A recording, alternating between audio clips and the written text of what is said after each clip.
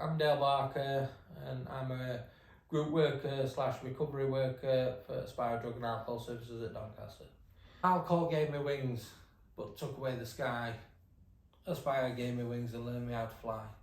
Yeah. I came into services after being two and a half year abstinent, but with no support.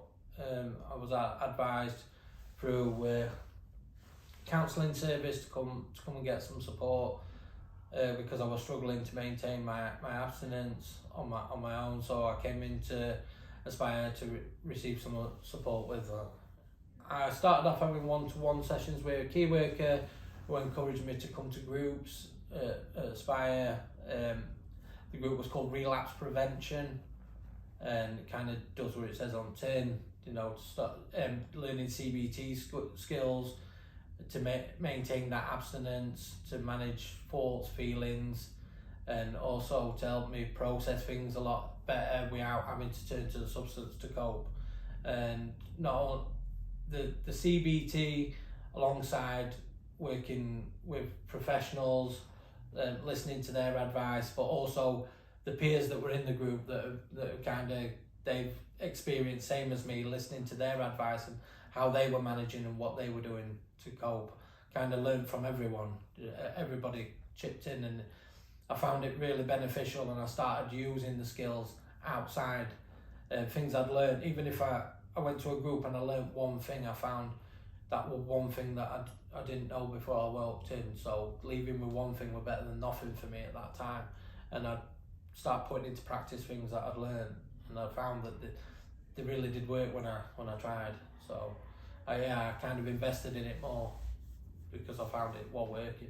When I came into services, I came in through counselling because the addiction, the obsession to drink again was immense at that time, and I didn't realise the impact it was having on me. But it led me to a place where I had two options. My option would be drink again or kill myself, because that's what I'm kind of at crossroads, and I didn't want to do any. So I came into services as advised, and going through the groups and having the key worker, and it really changed my outlook on life and give me hope, I suppose. Yeah, because there were people there that they had a bit longer than me in abstinence, and they were more calmer and more reserved, and they seemed to problem solve a lot better. And I thought, if I can get to where they're at, then I'm onto a winner. So listening to what they were saying and taking on board their advice,